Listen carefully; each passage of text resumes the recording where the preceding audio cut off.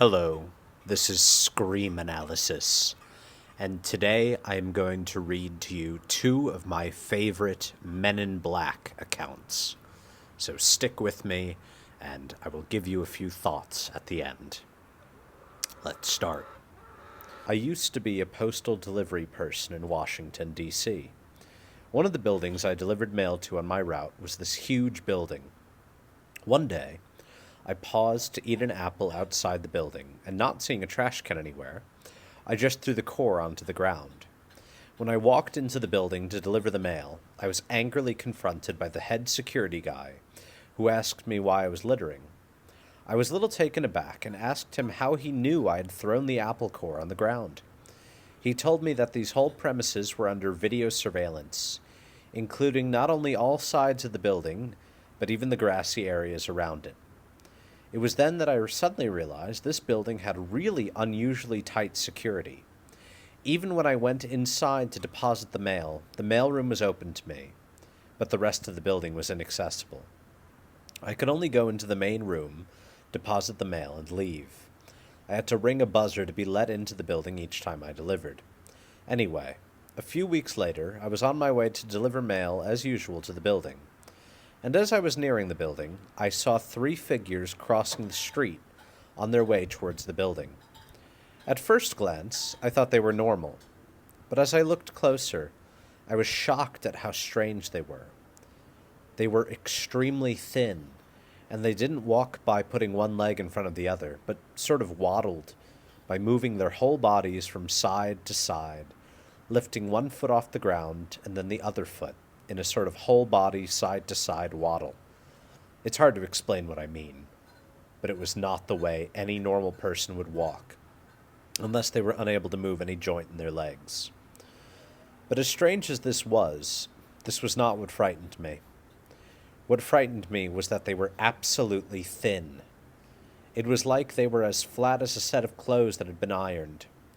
Their faces and bodies were entirely flat, no contours. The nose did not jut out, nothing.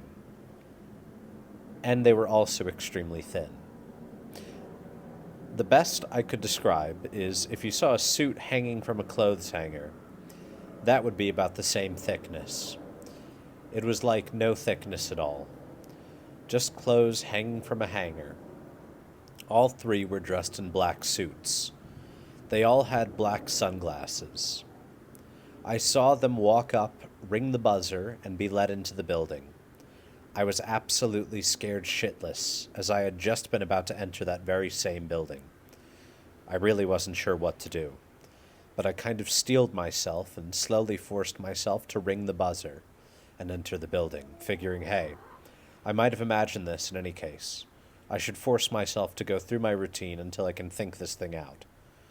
When I entered the main room, there were like 10 normal men standing there, just looking at me. It was really intimidating. They asked me if I had seen anything. I was kind of speechless for a second, not knowing how to respond. And then one of them walked right up to me from the side and from slightly behind me. I could tell it was one of the same types of things that I had seen crossing the street. It walked right up to me, and I was too afraid to turn my head to the side and look at it. I am very scared just typing this right now, remembering it. It didn't say anything. It just got right up close to me, and I had a feeling of fear so intense. I felt as if my heart had just frozen and was going to fall out of my body onto the ground. Again they asked me, "Did you see anything? What did you see?" I just shook my head and stammered, "No, I didn't see anything." Unless they were all retarded, there is no way they couldn't have noticed my extreme fright. I'm sorry. I thought they might hold me there and not let me go. But finally they said, "Okay, leave now." The men in black that was to my side and a little behind me kind of took a step back to make way, and I had to steel myself to actually walk past it on my way to the door. And I was out of the building. It is the bravest thing I've ever done in my life. At the time, I had never heard of the Men in Black. I had no idea what this thing was or what the government was doing. All I knew was that I was dealing with something far more powerful than me. I thought maybe it was some new type of robot, and the government was doing test runs on them. But why that would be done in broad daylight, I could not and still do not understand.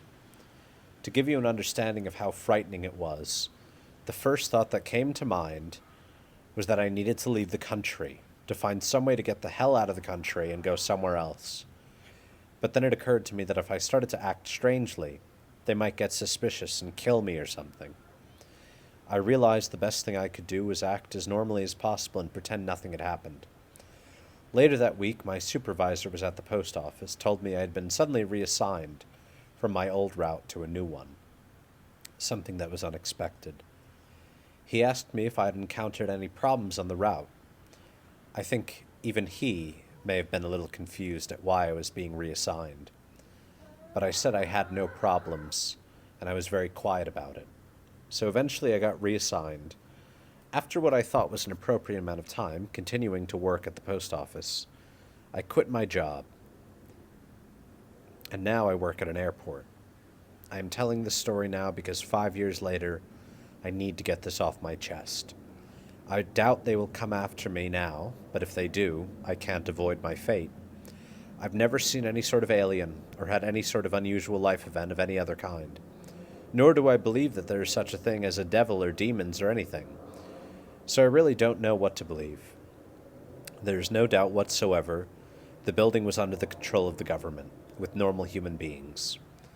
I still think it was some sort of cyborg experiment, and on occasion I still am tempted to just leave the country to get away from all this. Note: this is not the only time I have read a Men in Black encounter described as thin and having a strange side-to-side gait. I went through some notes and found the notation of an incident that occurred in the early 1990s, when I lived in Baltimore, Maryland. There had been an automobile accident on I-95, not far from downtown near the Washington Boulevard exit, where a witness described a similar-looking person, thin, dressed in a black suit, fedora, and sunglasses, who waddled back and forth like a penguin, away from a black Crown Vic that was stopped near the scene. This person got to the guardrail and hopped over it with ease and disappeared. And now for a second account. This is related to the Gray and Stevens abduction case. This is particularly related to their hypnotherapist, a fellow named Hopkins.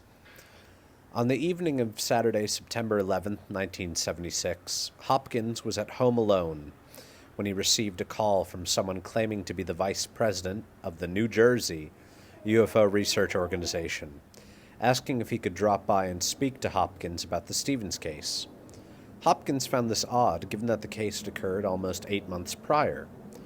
But for reasons he was later unable to identify, he agreed. He hung up the phone and went into the hallway to turn on the light, and was startled to see that his visitor was already climbing the back steps. Extremely puzzled, Hopkins opened the door and invited the gentleman inside. Hopkins was immediately struck by the oddness of the visitor, who entered and took a seat inside his living room. His attire was in impeccable condition. Entirely black shoes, socks, pants, shirt, tie, jacket, and the round, polished derby hat he wore. The other thing that bothered him was that the man was completely bald. Lacking hair on his head, he was also missing eyebrows and eyelashes. The man's skin was dead white, except for his lips, which were bright red. His facial features were odd. His nose was disproportionately small and set low and far back. He had a receding chin, and instead of having a neck, his head appeared to meld with his shoulders. His eyes, though not glowing, were unusual in a way that Hopkins had difficulty describing. In a mechanical voice, completely devoid of intonation or inflection, the visitor explained his understanding of the Stevens case, which Hopkins confirmed as accurate. He continued to discuss the case, with Hopkins doing most of the talking. He realized the stranger seemed more interested in finding out what Hopkins knew about the case than actually learning anything about it for himself. Things grew gradually more bizarre with each passing minute. At one point, the stranger, who was wearing what appeared to be gray suede gloves, brushed his lips with the back of his hand, and when he put his hand back down, his face and glove were smeared red. Hopkins examined the mouth more closely and realized the thing had no lips, just a slit mouth doctored with lipstick to give the most general impression of lips. Further, Hopkins could discern no teeth in its mouth. Apparently satisfied with the information gathered from Hopkins, the visitor changed the subject, informing the doctor that there were 2 coins in Hopkins' pocket, which was correct, and asked him to remove one. Hopkins complied and held the coin, a shiny new penny in the palm of his hand. Then the visitor told Hopkins to watch the coin closely. After a few moments, it took on a silvery appearance, and then appeared to be going in and out of focus, and then began to fade, and eventually disappeared altogether. The dark-suited stranger informed Hopkins that the coin would never be seen on this plane again. He then inquired as to whether Hopkins was familiar with the alleged UFO abductee Barney Hill. Hopkins replied that he had heard of Hill, but was under the impression that he had died in the not-too-distant past. The stranger informed Hopkins that he was correct, but added, "Barney didn't have a heart, just like you no longer have a coin." The visitor suggested that Hopkins destroy any material he had related to the Stevens case. Hopkins noticed that the visitor's speech was slowing down considerably. He unsteadily rose to his feet, and Hopkins saw him to the door. He watched him slowly descend the stairs, placing both feet on each step, before attempting to negotiate the next one. He finally made it to the bottom and disappeared.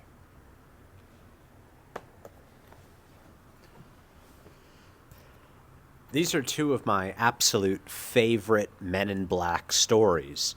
I think because they are 2 of the strangest. You know, a lot of them involve strange speech, strange dress, strange appearance, but in these 2, it's really weird. A flat man. I love that image. I think in a lot of ways it really feels emblematic of the terrifying nature of not only the Men in Black, but what they represent. The government, bureaucracy, people reduced of all depths. You know, you'll often hear this idea of, I don't want to be a number, I don't want to be a statistic. The flat Man in Black is reduced entirely into that. He is paper thin, he barely exists. This is the ideal of the Men in Black. You may have heard them called spooks. Government officials, intelligence operatives are called spooks. They look like ghosts. It's just black and white monochrome. They're not real. This is taken to that absolute extreme. You know, they are literally flat. They're paper thin. Very scary. Very scary. Then the next one. The intimidation is really scary. Again, in conspiracy, you'll often hear about the heart attack gun or the suicidings and such. But that's not really that scary when compared to, you know, a magic trick, to the magic trick that a Man in Black is doing. Of course, the appearance here is also really important. He has no lips. He has no hair. He has no teeth. They're not real. It's not a real thing. It's not a real person. It's an emblem. It's a symbol. It's an egregore, a tulpa of some great and immense and terrifying force that simply briefly appears and then is gone forever. Men in Black I've always found rather scary. I forget where it is that I read it, but that the same thing would happen to, you know, old alchemists. So rather than someone seeing a UFO or dealing with strangeness and then being visited, if an alchemist got too close to creating the Philosopher's Stone, men in black cloaks would come and take their work. Really fascinating phenomena. There's plenty more stories, but I thought I would just read you these two. Two of my favorites, two of the strangest. As always, remember, screams matter.